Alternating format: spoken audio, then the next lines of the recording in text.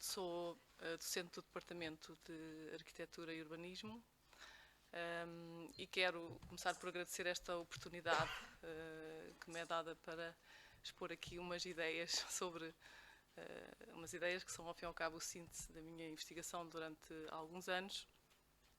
E, portanto, quero agradecer ao CIUL e ao professor Vasco Rato, meu colega, que me traçou, portanto, este convite dentro do ISCTE.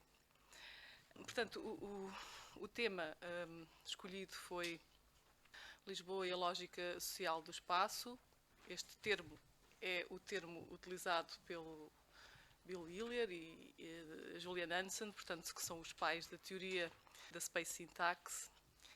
E, portanto, de alguma forma, este é um termo emprestado, porque, efetivamente, irei fazer a aplicação desse ponto de vista privilegiado da relação entre o espaço e as pessoas através da teoria da sintaxe espacial aplicada a Lisboa, que é uma cidade que, portanto, para além de ser aquela que eu vivo, tem sido sobre todas as minhas investigações acabam por se centrar em Lisboa. Portanto, obrigado também aos presentes pelo interesse. Eu começaria por um contexto mais geral e devo dizer aqui que sabemos mais sobre as outras espécies, pelo menos do ponto de vista dos comportamentos intuitivos, do que sobre nós próprios. Portanto, e se o objetivo é, de facto, melhorar as formas de planeamento urbano, talvez seja mais importante, pelo menos em certos momentos, analisar a cidade em si mesma, mais do que analisar os desenhos dos projetistas ou das obras, contudo, a importância que elas possam ter. Mas o ambiente construído em si próprio e observar como é que ele funciona é, de facto, uma das formas em que, eventualmente, o design e o próprio projeto e o planeamento poderá avançar. Esta será, eventualmente, uma das maiores discussões hoje nas escolas de arquitetura e fora delas. Então, o que é a cidade, vista do ponto de vista da sintaxe espacial? Portanto, é um objeto físico, animado pelo comportamento humano. E como é que estes dois elementos se conectam? Portanto, que é exatamente através do espaço, que é o meio comum entre estas duas coisas, as pessoas e o objeto físico. Então, como é que nós poderemos abordar, ou devemos abordar as cidades enquanto estruturas espaciais? Tem sido esta uma das questões da teoria da sintaxe espacial. E as cidades existem para nós destas duas maneiras, portanto, pela uma forma física e pelo espaço no qual nos movimentamos e o qual usamos. Portanto, o espaço, uma segunda questão que vem inerente a esta, portanto, o que é, porquê e como, e que, apesar dos interesses que tem despertado nos últimos anos, existe pouco consenso sobre, efetivamente, o que é o espaço urbano, o espaço habitável. E de que modo é que ele afeta as nossas vidas. Intuitivamente, nós reconhecemos e temos uma linguagem que aplicamos aos padrões espaciais, onde nos movimentamos, permanecemos ou interagimos, tendo preferências por um ou outro padrão. No entanto, esta intuição tem sido difícil de comprovar analiticamente e esta é mais uma das tarefas desta teoria, tentar provar quantitativamente estas qualidades espaciais. O espaço é um aspecto emergente da localização e da implantação de edifícios, que normalmente é tido sempre em segundo plano, daí é que chamamos muitas vezes o fundo, mas o espaço é mais do que um fundo, ele tem forma, mas é difícil nós avaliarmos ou analisarmos a questão espacial, quase sempre em segundo plano. E isto tem a ver exatamente com a forma como nós vemos, para não andarmos tipo como uma câmara de telemóvel com o nosso olhar, que conseguimos fixar e ter uma imagem nítida, é exatamente porque nós focamos objetos por onde quer que o nosso olhar passa. Portanto, essa focagem de objetos é uma coisa natural em nós e às vezes precisamos de fazer um certo esforço para conseguirmos ver o espaço que emerge da introdução das formas, portanto, dos edifícios. Porque é esse espaço e essa forma desse espaço que condiciona a forma como nós vivemos. Quer a nível do espaço urbano numa cidade ou no espaço de interior de paredes, condicionado pelo mobiliário, etc. Portanto, o espaço tem também características, é contínuo, ao contrário da forma, que é descontínua, não é? Estas formas que vemos aqui, por exemplo, nesta planta de Noli, é contínuo, portanto é um conjunto de permeabilidades, é delimitado por barreiras, que são as próprias formas, os edifícios, é constituído por um conjunto de espaços gordos e espaços magros, podemos falar assim, pelo menos na cidade tradicional. Os espaços gordos são as praças, os espaços magros são as ruas que ligam essas praças. Portanto, é uma rede de interconexões e pode ser visto de uma forma interescalar, ou seja, podemos estar a falar do interior de um edifício, delimitado pelas barreiras que são as paredes, os móveis, etc. Ou podemos estar a falar de um espaço urbano delimitado pelas fachadas dos edifícios, ou podemos estar a falar de uma região, etc. E, com todas estas características e propriedades, é possível medir o espaço. Portanto, ele é, digamos que, tangível de uma forma geométrica e de uma forma topológica. Já vamos, então, tentar explicar o que é isso. Portanto, a lógica social do espaço tem presente estas duas ideias, de que o espaço enquanto objeto de estudo, o espaço é um objeto de estudo em si próprio, e o espaço como configuração. Relativamente ao primeiro, o espaço como objeto de estudo em si próprio, é porque ele não é só o suporte das nossas atividades, não é só o background. Ele participa na forma como nós nos movimentamos, socializamos, enfim, através daquilo que o Gibson chamou de affordance espacial, a teoria das affordances. Portanto, um determinado espaço permite-nos comportar de determinada maneira. É, de alguma forma, é isso que a sintaxe faz. Portanto, estas três entidades espaciais que são básicas, são pilares da linguagem da sintaxe, que é o espaço convexo, a linha axial e a isovista. Portanto, a linha axial é a linha que nós percorremos, portanto, normalmente aqui, no caso de uma cidade. O espaço convexo são as praças nos quais nós permanecemos, portanto, e a isovista, que é, a partir de um ponto, a quantidade de espaço que nós vemos. Portanto, ligeiramente diferente do que é um espaço convexo. Pode ser, podem coincidir, mas uma isovista é o perímetro de visão que eu tenho a partir do ponto em que eu estou e que posso escolher que é 180 graus ou que são 360, dependendo. Portanto, estas três entidades espaciais, que são as entidades discretas em Space Syntax, é que são a base, o vocabulário base de toda a teoria.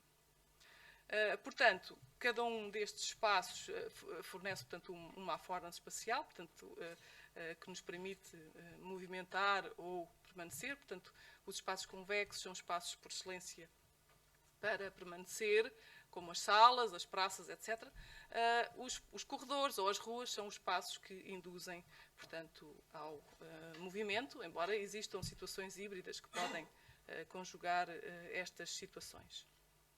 E as isovistas, portanto, que são formas um pouco mais complicadas, mas que traduzem campos de divisão e que têm propriedades geométricas bastante distintas, mas que podem ser identificadas como a área de uma isovista, qual é o tamanho do meu campo de visão, a superfície, perímetro, a oclusividade, a variância das radiais, a assimetria da própria isovista, ou a circularidade, enfim, são uma série de propriedades que a sintaxe importou, porque não são da origem da sintaxe, estas propriedades isovistas, mas que a sintaxe importou e que, portanto, utiliza também de forma como as pessoas se relacionam com o espaço.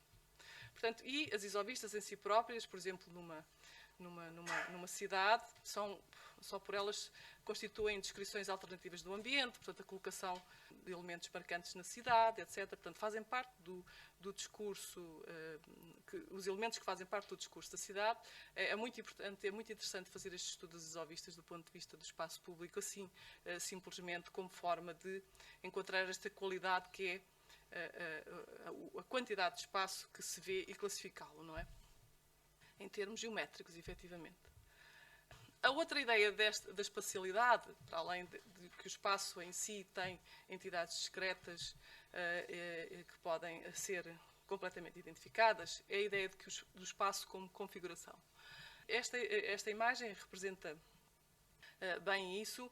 Portanto, eu tenho aqui várias formas que são iguais, no entanto, eu tenho configurações completamente distintas que são depois lidas neste chamado conjunto de grafos que aplica, portanto, a matemática dos grafos.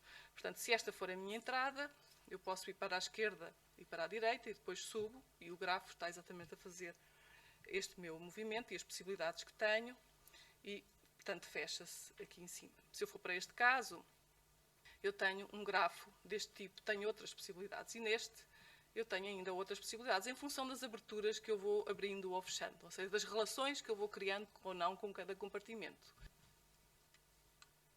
Portanto, eu posso ter configurações iguais, mas com elementos distintos. Assim, logo à partida, portanto, estes grafos dão-nos então a leitura da configuração espacial. O que se passa nesta imagem, portanto, aqui em cima, é que este é um espaço, no seu conjunto, muito mais profundo do que este, chamamos um espaço muito mais raso. Ou seja, a circulação é muito mais fácil de fazer aqui do que neste espaço ali. Portanto, grosso modo, a probabilidade das pessoas encontrarem-se com mais facilidade num espaço deste tipo é muito maior do que num daquele tipo. Portanto, esta ideia a isto chamamos configuração espacial e que, efetivamente, a questão da configuração espacial é de extrema importância nesta questão da sintaxe. Depois, o uso de cores é um aspecto vital da teoria, que aqui temos exatamente a mesma situação, só que aqui partimos do 16, o 16 consideramos a entrada, não é? E a partir dele vamos dividindo pelos diversos compartimentos, consoante as possibilidades, e aqui temos, se a entrada fosse aqui ou se a entrada fosse aqui, que tipo de situação configuracional é que eu consegui, ou seja, como é que o espaço se me apresenta em função da posição em que eu estou, que é diferente. Portanto, mais uma vez, este somatório é feito, portanto, para os níveis, portanto, o 16 entra para o primeiro nível aqui, passa no primeiro nível, segundo nível, terceiro nível, tudo isto é somado e dá uma profundidade de 16, ali tem uma profundidade de 30. Portanto, este espaço, se isto fosse uma planta qualquer, provavelmente teria muito mais possibilidade de ser uma sala, por exemplo, não é? De entrada, as pessoas se conjugavam e o 30, eventualmente, um quarto. Portanto, isto não é bom nem é mau, quer dizer, cada espaço funcionará melhor em função da configuração espacial que apresenta. Portanto, quer seja com espaços convexos, com linhas axiais, com isovistas ou agentes, que é uma outra técnica que eu não vou chegar a falar aqui, nós podemos conseguir através da construção de grafos a partir da configuração espacial, quer seja de uma linha ou de um ponto, que está aqui é um mapa de isovistas feito numa quadrícula em que cada ponto tem um polígono de visão e que depois é equacionado desta forma em função da relação que têm uns com os outros, mas pronto, produzem estes mapinhas deste tipo que são subejamente, portanto, conhecidos pela sintaxe espacial. Então, o que é a sintaxe espacial? Portanto, no fundo é a confirmação de determinados comportamentos em função da configuração espacial que o espaço apresenta. Portanto, nós temos aqui um mapa de isovistas com um determinado padrão espacial. O que é que isto significa? Os vermelhos e os azuis, aqui as zonas são muito mais integradas, portanto, e a conectividade também é muito maior a nível das áreas de isovistas e a probabilidade das pessoas efetivamente fazerem estes caminhos com estas intensidades. Portanto, o que está aqui é um levantamento efetivo no Tate Gallery e aqui é uma simulação do modelo. Portanto, procura-se aqui uma comprovação entre os padrões sociais que resultam do comportamento das pessoas, não é? Que estão, de alguma forma, a responder às affordances espaciais e os padrões espaciais. Portanto, mas vamos então ver melhor como é que o espaço pode afetar diretamente as pessoas, quer na sua forma, quer na sua configuração. Esta imagem é muito clara, portanto, sobre isso. Se nós tivermos um espaço deste tipo e tivermos 4 pessoas, portanto, os pontos azuis serão 4 pessoas, elas têm a possibilidade de interagir todas umas com as outras. Mas se eu tiver um espaço deste tipo, essa possibilidade é muito menor.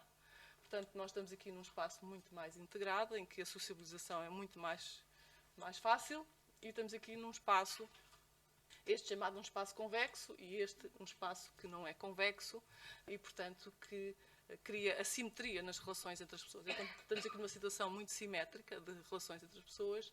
Aqui nós não temos essa possibilidade, e isto irá ter consequências a nível do uso do espaço.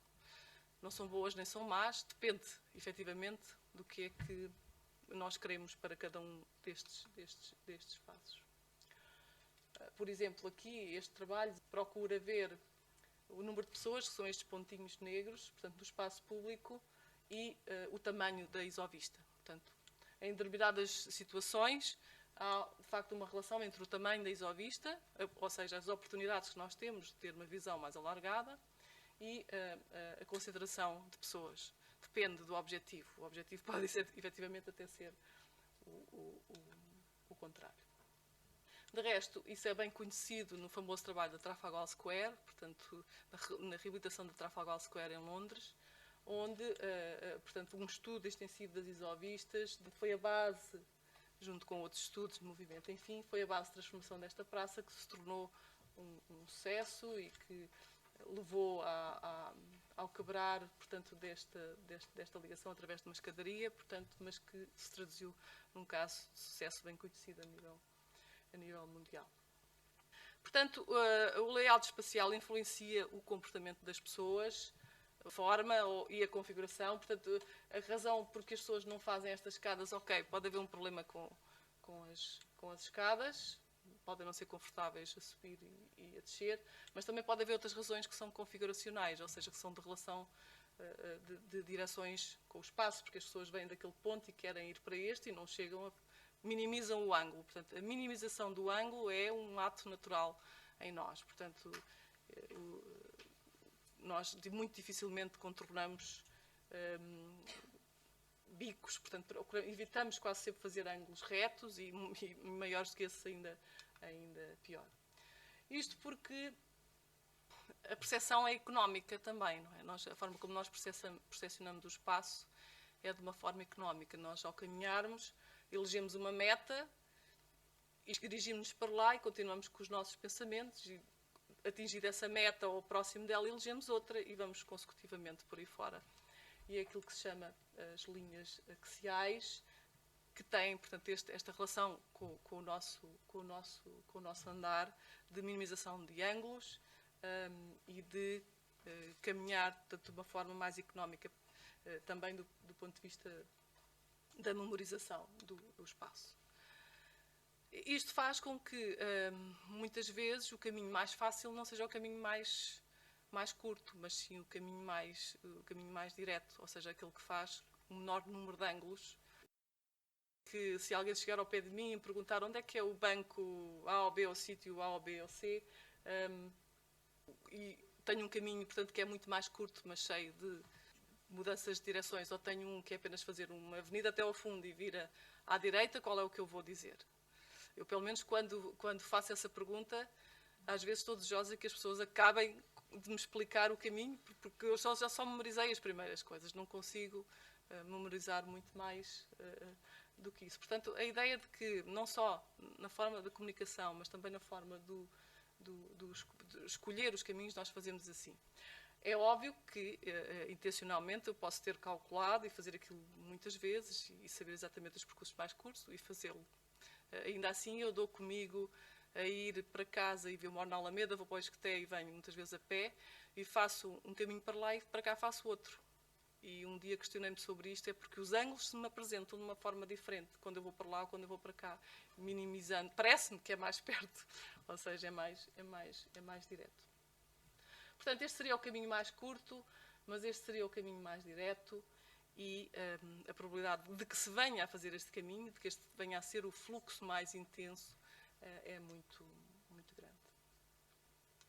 Então, a análise sintática é, portanto, um modelo comportamental e é também um modelo computacional e muitas vezes acaba por ser muito criticado, exatamente por serem apenas mapas com cores ou produzidos por um software, mas modelo comportamental exatamente porque pesquisa, portanto, por estas diferentes relações do espaço com as pessoas, modelo computacional porque a ligação de todas estas entidades em formas de grafos é impossível se não for feita, portanto, num software.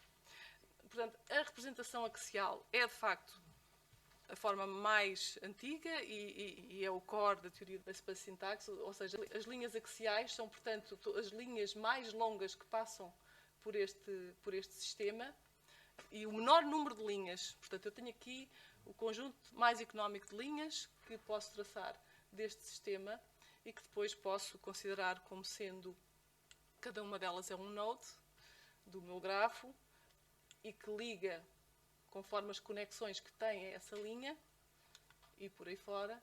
E o que vai acontecer é que, efetivamente, esta linha é a que tem maior número, não só tem a maior número de conexões, como também é a mais integrada, porque está numa posição, pode ter o maior número de conexões e não ser aquela que está na posição central. Portanto, daí são logo duas medidas importantes da sintaxe, conectividade e integração.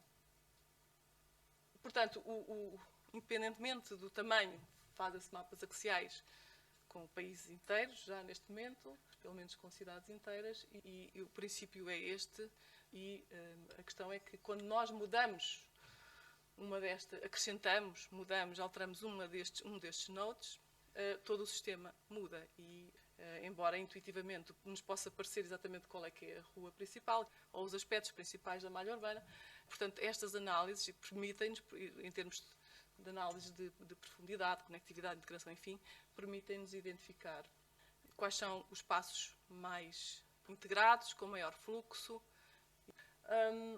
Londres tem sido a base de desenvolvimento desta teoria. Este é um mapa de segmentos que vem na sequência do mapa axial, ou seja, parte as linhas pelas suas ligações, e que este é o mapa axial e este é, portanto, esta é a Oxford Street, em Londres, para quem conhece, e este é efetivamente a vermelha, as zonas comerciais. Portanto, há de facto uma coincidência grande entre os espaços, o valor económico dos espaços, o valor funcional da função de cada espaço e a atribuição, portanto, do valor nestas linhas que vêm do vermelho, portanto, para o azul. Portanto, isto é Londres no seu todo e, portanto, este já é também um mapa de segmentos que vem, efetivamente, na sequência dos mapas axiais e que estas linhas vermelhas representam, ao fim e ao cabo, aquela que estávamos a ver anterior, mas para a cidade inteira, e que representa, portanto, as linhas de maior fluxo. Portanto, o que acontece é que esta e muitas cidades mundiais acabam por ter um padrão de distribuição. E esse padrão de distribuição é aquilo que chamamos, o que o Bill Hiller chama de forma de Will, ou o foreground structure, que é a estrutura principal, o backbone structure, portanto, estas linhas vermelhas, que é uma espécie de uma chamada roda de forma de Will, roda deformada, que tem os seus raios e as suas circulares. Portanto, este é um padrão que se encontra claríssimo em Londres e que as outras cidades caminham para ele, e que a sustentabilidade espacial da cidade é muito maior quando atingimos esta forma, porque há uma distribuição muito mais uniforme das funções, ou seja, nunca se está muito longe das linhas vermelhas, ou seja, nunca se está muito longe das zonas de comércio. Para quem conhece Londres e conhece o padrão da High Street, onde quer que nós vamos em Londres, há sempre uma High Street muito perto. E essa High Street é exatamente estas linhas vermelhas que aqui tem, e são nelas que se desenvolvem as principais funções comerciais. Portanto, sendo que as zonas residenciais ficam mais intermédias, portanto, nas zonas azuis, com zonas, portanto, mais sossegadas, exatamente como se pretende para esta função. Portanto, a cidade tende a crescer assim, mesmo sem ser planeada. Ou seja, apesar, aliás, aqui esta forma é orgânica, não foi desenhada, embora existam muitos planos por Londres Flora. Esta forma é emergente, portanto, ela resulta naturalmente da introdução e do crescimento, do próprio crescimento, porque é um crescimento que tende para a uniformidade do espaço, num esquema de centros e subcentros que nos permite alcançar formas de sustentabilidade espacial que permitem alcançar resultados, portanto, muito mais positivos do ponto de vista da vida social das pessoas. Contra esta estrutura existe uma outra, que é chamada a background, que são a identificação de bairros. Portanto, aqui utilizando raios de 500 metros, 1500 metros, é possível também. Estas experiências estão ainda muito no seu início, mas para já o que percebemos é que isto identifica áreas, bairros com uma certa homogeneidade de malha e malha urbana mais concentrada e que conseguimos encontrar, portanto, com diferentes raios e mesmo a nível mundial começamos a encontrar um padrão de a partir de que raio é que se identifica o centro histórico, os principais bairros e como é que isso acontece em diferentes cidades. E é óbvio que esta forma do Will, ou esta forma de expansão da cidade, chamado foreground, está a ser utilizada como estratégia, portanto, nas diversas cidades do mundo, como uma forma de crescimento a atingir, onde quer que ela possa ser encontrada. Portanto, esta Lisboa é cortada pelo rio, não é? Portanto, nós não vamos ter aqui uma roda inteira, mas ela, de alguma forma, aparece. Embora seja interrompida em alguns pontos, a forma dos raios e das circulares, portanto, é uma constante em Lisboa e já quase todos nós, de alguma forma, mesmo por outros meios, temos identificado isto. Aqui em mais detalhe, efetivamente, portanto, esta forma está implícita. Portanto, a Almirante Reis, a Avenida da Liberdade, a Almirante Reis, portanto, são um dos eixos. Mas, portanto, há aqui, embora incompleta em alguns pontos, há aqui, e também por causa da questão da topografia, já vamos lá, mas começa a aparecer bastante claro esta estrutura da roda deformada em Lisboa, especialmente nesta sua estrutura orgânica. E também a identificação dos bairros, portanto, aqui a parte da Alfama, bairro Alto, e depois alguns bairros que são muito claros, como o Arco do Cego, por exemplo, o Arco do Cego até conseguimos encontrar num raio muito menor. Portanto, é fácil encontrarmos, efetivamente, esta medida apanha a medida inversa, portanto, o chamado background, consegue captar estas zonas residenciais ou de malhas ou de bastante mais compactas e que se diferenciam imediatamente da envolvente, é por isso que esta situação é captada. E, efetivamente, parecido com isto, eu só me lembro, numa entrevista que fizemos ao arquiteto José Tudela, que foi um colaborador da Câmara durante muitos anos, que nos anos 60, ao trabalhar no Plano de Urbanização de Lisboa, identificavam uma metodologia com a escola francesa que era o que ele chamava os batatoides. E, efetivamente, isto são uma espécie de áreas homogéneas, portanto, com alguma coerência e entidade espacial de bairro que existiam comunidades, que era um padrão que eles, de alguma forma, tinham identificado. Portanto, eu vejo, por exemplo, agora falando dos troços que poderíamos então pensar a ser verdade, não é? Que efetivamente este crescimento caminha para uma forma mais sustentável de distribuição da cidade a nível dos espaços públicos. Poderíamos então pensar no prolongamento da Moraes Soares, não é? Que fica vermelha desde a Almirante Reis até à zona da Praça Pava Couceiro e daí para a frente vai perdendo a força, não é? Aqui na zona do cemitério e por aí fora. Ou um caso que identificámos também há pouco tempo, num workshop que se passou no ISCTE, penso que até em colaboração com o CIUL, aqui o prolongamento de Dom Carlos I, não é? Esta situação aqui, o planeamento desta situação aqui, portanto, as frentes ribeirinhas têm tudo a ver com isto, não é? Porque são elas que vão ou não agarrar as circulares que estão a querer aparecer. Como é que isto se consegue? Eu vou só mostrar aqui um exemplo de Londres para ver como é que as cores vão mudando.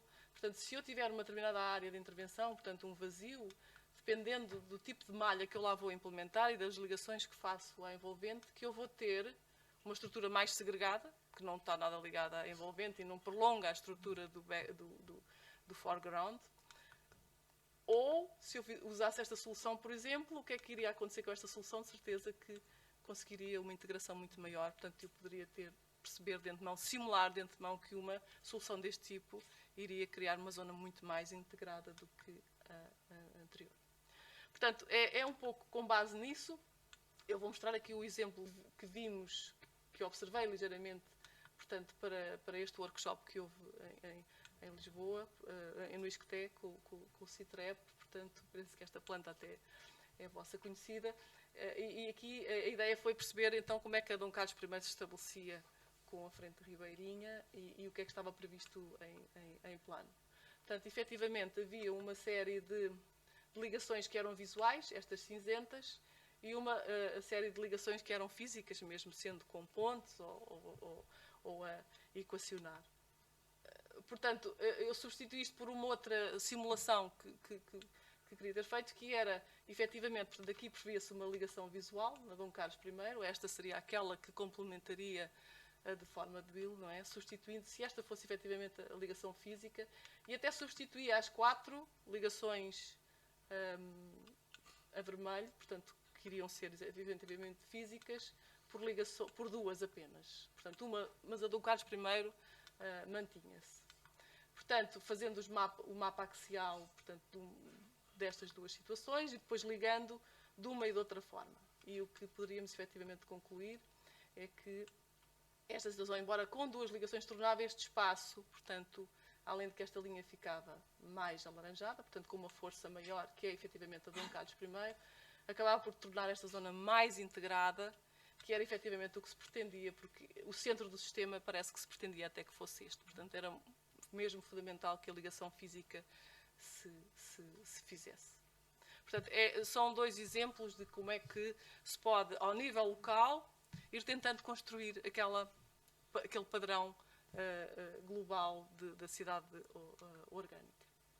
É por isso que o Bill Lear diz que eu não desenharia uma cidade, eu fazia crescer uma.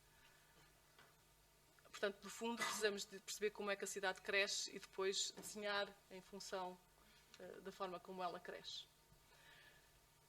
Lisboa, no entanto, tem esta estrutura que lhe vem também da sua própria, do seu suporte físico-natural, não é? Linhas de festo, linhas de talveg, portanto, esta topografia acentuada criou as linhas possíveis de desenvolvimento e que ajudaram também, penso eu, à construção desta estrutura da roda deformada. Portanto, Lisboa, a orografia e a hidrologia de Lisboa apresenta este aspecto. Nós temos uma linha de água que teria sido eventualmente um esteiro que se divide para o vale da Alameda de Reis e da Avenida da Liberdade, portanto, e um sistema de festos que cria, curiosamente, uma situação bastante simétrica, não é? Mesmo sendo natural, que tem esta simetria. Portanto, com o tempo, as linhas de festo tornam-se, e desde o início, portanto, da história da humanidade, são as linhas de navegação com uma grande affordance, e as linhas de vale, efetivamente, a mesma coisa. Portanto, dependendo da quantidade de água que tem ou não, mas a linha de vale existe lá. Portanto, a cidade foi, de alguma forma, essas linhas que são linhas de mínimo esforço também no caminho, acabam por se tornar com o tempo os caminhos, e os caminhos acabam-se por se tornar com o tempo as ruas, não é? Que permaneceram em muitos casos até hoje. Portanto, o sistema de festos e talvegs condicionou quase desde o início o crescimento da cidade, e é isso que de alguma forma vemos aqui nestas plantas.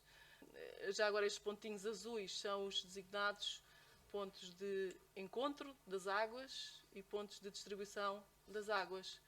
Se são pontos de encontro dos caminhos também, então a grande possibilidade de virem a ser uma praça, um largo, um espaço público é muito importante, e foi efetivamente isso que aconteceu. Não é? Nós temos aqui a Praça do Comércio, o Recio, o Largo do Intendente, Arroios, portanto, cada um destes pontinhos, a Graça, o rato, portanto, cada um destes pontinhos representa quase que todos eles representam efetivamente um espaço público, uma praça.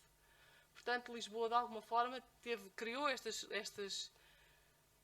linhas que permitiram efetivamente conduzir a esta estrutura da roda deformada, que, de alguma forma, tende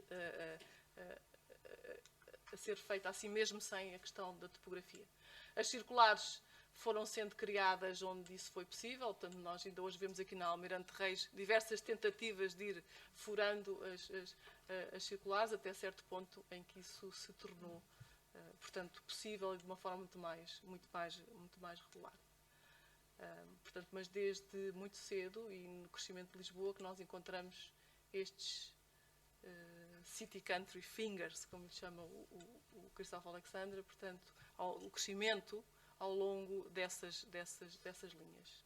E o crescimento ao longo dessas linhas acontece com mais intensidade, portanto, nos raios, efetivamente, quando há momentos de prosperidade e de grande crescimento, o que acontece é um maior crescimento ao longo desses eixos, e de alguma forma a cidade vai sempre crescendo assim, mas de resto isto é um padrão natural de crescimento, até de uma pinga que quando cair a uma maior velocidade, porque é tirada de mais alto, as espigas acabam por crescer muito mais, efetivamente que a velocidade de desenvolvimento é muito maior. Portanto, esta semelhança aqui com os padrões da natureza também é possível.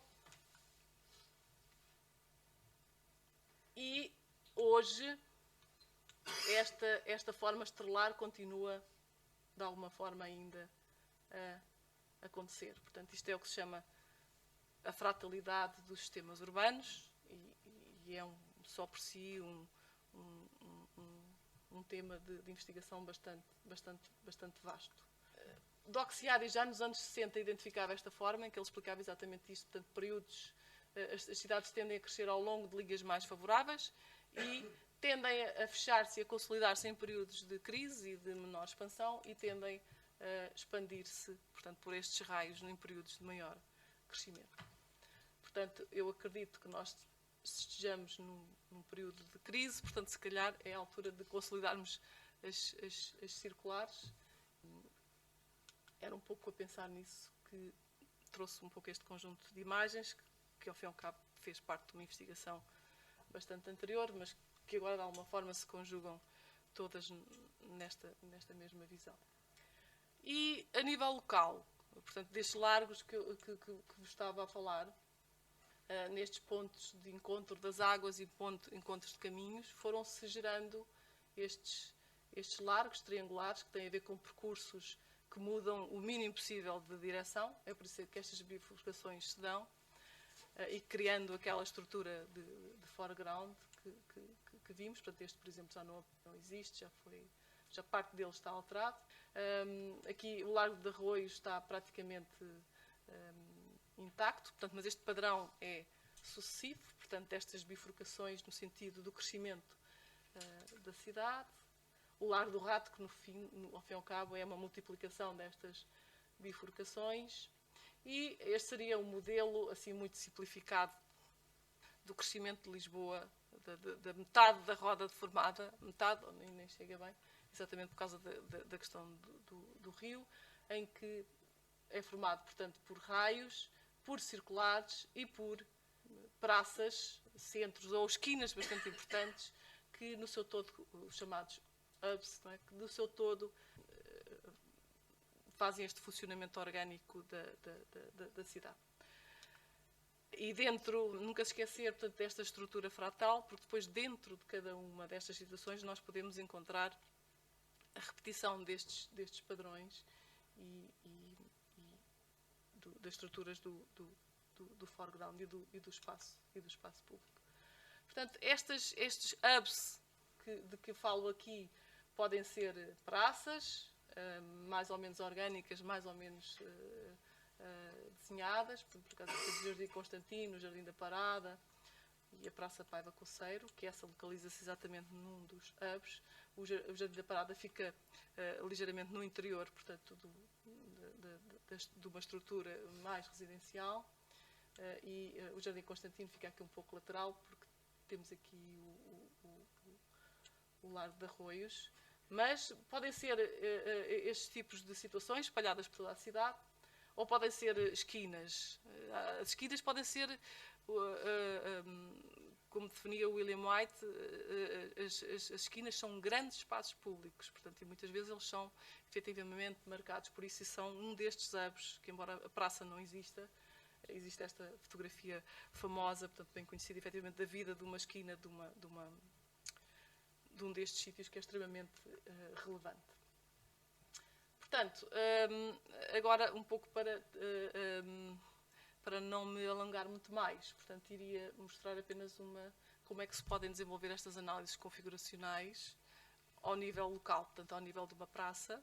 Portanto, uma vez que uma das grandes mais-valias da sintaxe espacial é podermos sistematicamente estar a aferir entre a escala global e a escala local, portanto, porque ela está sempre a trabalhar com todos. Portanto, eu ia mostrar um pouco a aplicação dessas técnicas mais em termos das isovistas, portanto, para o caso aqui mais da Praça Pava Coceiro, mas também um pouco aqui do Jardim da Parada, que curiosamente são coisas aproximadamente do mesmo tamanho.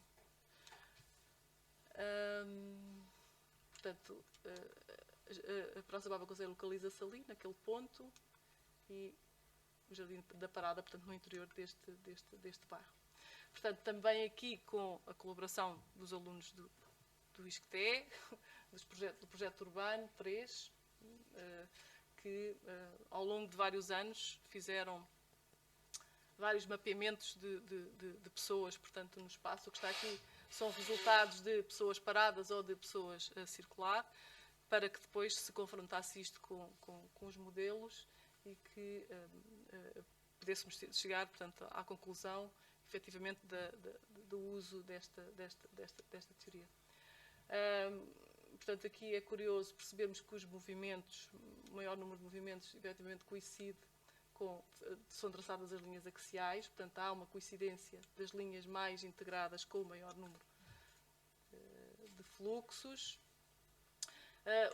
Uns mapas muito úteis são, por exemplo, os mapas de isovistas, sobre os quais podemos introduzir agentes e em tempo real vermos efetivamente os movimentos que eles fazem, portanto, mas são aspectos mais avançados e, por outro lado, também não tão confirmados do uso desta teoria, mas é possível, não é? Neste momento posso pôr agentes no programa aqui a funcionar, também temos alunos que têm a fazer isso.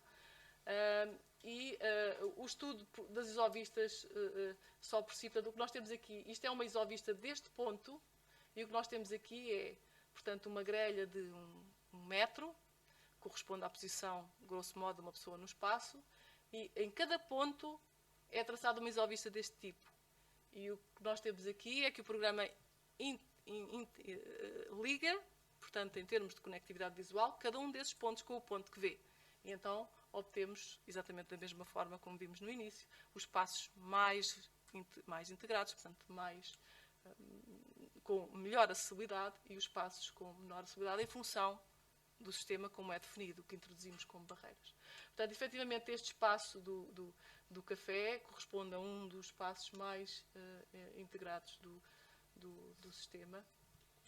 As isovistas parciais, ou seja, de 180 graus a partir dos bancos, são aquelas que efetivamente fazem sentido, não é? Nós podemos, por exemplo, tentar perceber se a escolha dos bancos tem a ver com o tamanho das isovistas. Por exemplo, se as pessoas escolhem um banco em detrimento do outro, porque esse tem maior isovista, maior oportunidade, portanto, de visibilidade. E o que é que acontece quando temos bancos com isovistas pequenas ou com isovistas maiores, como no caso da Praça Pava Coceiro, que efetivamente é uma diferença abismal. Este banco está quase sempre sem ninguém, e porque está praticamente virado para um espaço que lhe dá pouca oportunidade de visão, não é?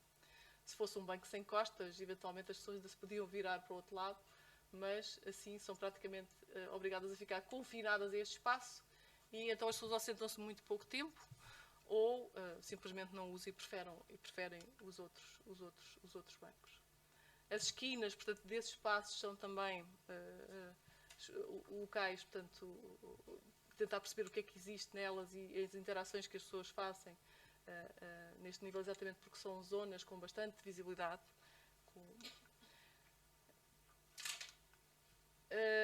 Outras medidas que resultam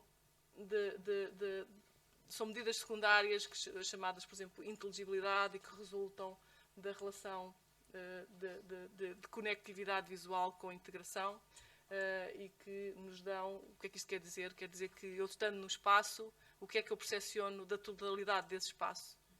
Se eu só percepcionar uma certa percentagem desse espaço, então o espaço é pouco inteligível. Se eu percepcionar uma grande quantidade desse espaço, o espaço é mais inteligível. É isso que faz com que muitas vezes edifícios mais tradicionais, a ideia do corredor central, da simetria, da entrada bem marcada, da reprodução da hierarquia, etc. Eu entro num espaço desses e tenho praticamente a noção do que é todo o resto. É um espaço, portanto, bastante inteligível. Acusaria nestas questões da inteligibilidade. Aqui, o que a gente pode concluir é que o Jardim da Parada ou a Praça Pava Conceiro é evidentemente muito mais inteligível, exatamente porque também não tem este labirinto de percursos, não é? Portanto, pode ser ainda usado em análise antes e depois.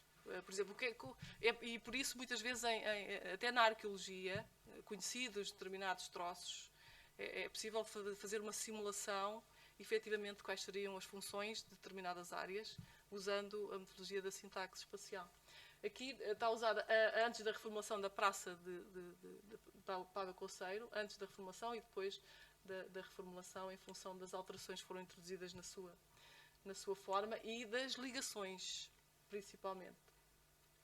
É de reter que a Praça Pava Conceiro é uma ilha no meio de 4 faixas de rodagem, num ponto tão fulcral como o Rato, o Largo do Rato. Seria muito interessante ver o fluxo do Largo do Rato, que dizem que não tem solução, e o fluxo da Praça Pava Conceiro, e falar quantitativamente, portanto, destas questões. Mas o que se passa aqui na Praça Pava Conceiro é uma questão configuracional. A relação que a praça tem com a envolvente, apesar de haver muitos acidentes aqui, já ter morrido muita gente, ok, porque também passa lá muita gente, ela é um espaço terrivelmente acessível para uma situação destas. Portanto, os carros que chegam aqui, só existem sinais aqui não existem sinais, e eu posso passar à vontade nesta passadeira, que o carro daqui até aqui não passa da segunda. Portanto, há sempre uma visibilidade muito grande das pessoas. Portanto, daqui para aqui é a mesma coisa. Aqui já é muito problemático, porque efetivamente a visibilidade diminui, e este é um problema efetivamente a resolver na Praça Pava Conceiro, que eventualmente apenas alterando ligeiramente a passadeira poderia resolver. Mas vamos ver como é que a sintaxe podia ajudar a ver isto. Portanto, há uma medida que chama-se o Step Depth, que no fundo é uma isovista de um ponto, e que nos permite determinar as linhas do desejo, ou seja, em função da visão que eu tenho, da linha axial, qual é o caminho que eu posso fazer. Portanto, nesta situação, e havia uma abertura aqui na praça que depois foi fechada, e manteve-se apenas esta, não é? Portanto, quem vinha fazer esta passadeira que se manteve, fazia isto, não é? O que se passou foi que no sítio onde foi fechado, as pessoas continuam a passar para ir fazer a passadeira que está ali, e no outro sítio onde não tem passadeira aqui, as pessoas saem da praça e fazem o famoso jaywalking, não é? Nesta passadeira é muito visível, portanto aqui não, só tenho esta imagem, mas é muito visível as pessoas a fazerem esta diagonal, porque permite, por um lado, estarem mais distantes dos carros. É muito mais seguro passar aqui do que aqui, que estamos mesmo em cima da curva, portanto, com o carro com pouca visibilidade. Portanto, estas, eventualmente, em termos de projetos, sugestões, enfim, poderiam ser a reformulação destes aspectos que são configuracionais, da ligação à praça. A sintaxe podia aqui dar uma ajuda no equacionamento, portanto, destes problemas, e eventualmente encontrar as soluções. Depois, dentro da praça, de uma forma para a outra, ou seja, com a modificação, portanto, a praça ficou, digamos, com uma conectividade visual muito maior. Esta forma com reentrância não era tão fácil. Os locais de maior interação, ou seja, as pessoas que vêm de determinadas direções, a probabilidade de se encontrarem em pontos na praça seriam estes, e aqui seriam ao longo deste eixo. Portanto, estas pessoas que aqui estão não ficam aqui muito tempo. Chegaram de diversas direções e encontram-se naquele ponto, exatamente porque aquele é um ponto com este valor de maior interação e que tem a ver com a relação que tem com a envolvente. Portanto, é configuracional. Outras medidas, que não vale a pena estar aqui a especificar o que são, mas que medem o grau de enclausura de um espaço, podem-nos dividir a praça em áreas de atividade em função de estarem mais próximo ou mais longe de fronteiras do espaço e que podem traduzir áreas homogéneas de comportamento e de uso. Neste caso aqui, com maior grau de enclausura, efetivamente a junção, o self-conjections, como se chama o William White, e por toda a praça, de alguma forma, aqui exatamente esta zona com maior grau de convexidade, efetivamente são as zonas de passagem, portanto as diagonais que se fazem de um e do outro lado da praça, portanto, porque esta praça é muito facilmente cruzada, portanto, nestas duas diagonais. Portanto, isto as pessoas atravessam, passam e fazem isto sistematicamente para um e para o outro lado. O facto das pessoas fazerem isto, estas diagonais no interior da praça, tem um propósito muito importante para quem vai para o espaço público para ver outras pessoas, que segundo William White é a principal função do espaço público, é ir ver outras pessoas.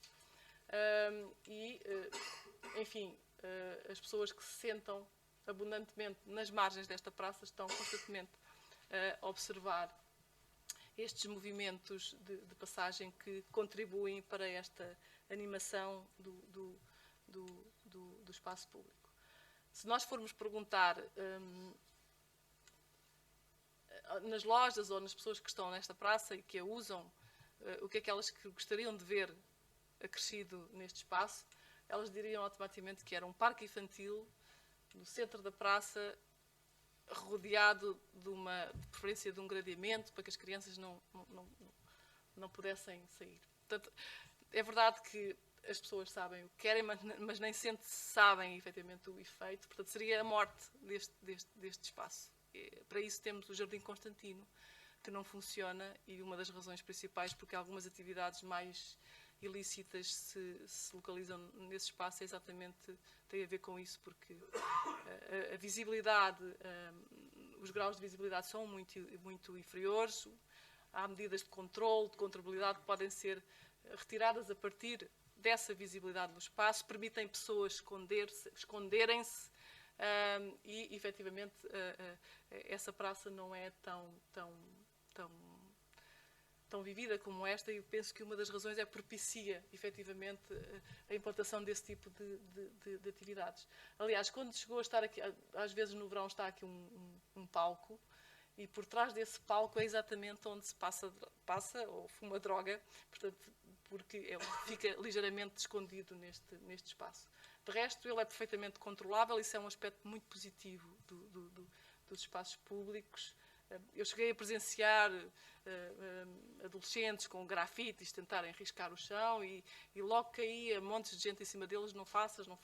As próprias pessoas controlam o espaço. Portanto, isto é sebejamente conhecido pelo grande número de jogadores, portanto, neste espaço, e há uma proteção intrínseca. Portanto, estas são algumas outras medidas que se traduzem em controle e controlabilidade do espaço, que tem tudo a ver com estas questões, relações de visibilidade, de vermos ou de sermos vistos, que nos dão imensas possibilidades de uso ou de escolha de uso de um espaço. Pronto, e o famoso banco que não está ocupado, exatamente por esta questão também da visibilidade reduzida. Pronto, eu acabava só com este slide do William White, que esteve nas origens da teoria da sintaxe espacial e de muitos outros urbanistas extremamente importantes. Jane Jacobs, William White foi mentor da Jane Jacobs, nem sempre lhe é prestada esta justiça do trabalho que ele efetivamente fez, apesar de ser bastante ampla, mas a sintaxe espacial teve muito mais interesse para mim, porque eu consegui primeiro perceber a forma como é que o espaço físico influenciava as pessoas através dos estudos do William White. Eu acho que foi importante, efetivamente, ter percebido essa relação, porque senão muitas vezes a space syntax pode simplesmente tornar extremamente árida, podem ser simplesmente factos, e factos nem sempre são valores, não é? É preciso nós verificarmos os valores que são levantados naquelas cores e ir verificar efetivamente qual é que é as oportunidades que efetivamente e os valores que podem surgir a partir daí. Pronto, isto também para dizer que essa é efetivamente uma das principais críticas, muitas vezes pode-se entrar facilmente em contradições, mas essa linha é vermelha e afinal não tem comércio nenhum. Portanto, não pode ser visto desta forma tão linear. Portanto, é sempre bom que isto cria-nos apenas uma conjetura e é uma comunidade virtual que pode ou não pode existir, tem ou não tem a potencialidade de existir. Mas, de resto, é uma teoria que nasceu no seio da arquitetura, da ciência da arquitetura, e que penso que faz esta relação brilhante entre pessoas e o espaço, e que eu penso que terá toda a aplicabilidade aqui no caso de Lisboa. Agradeço imenso a vossa presença e obrigado mais uma vez por este convite.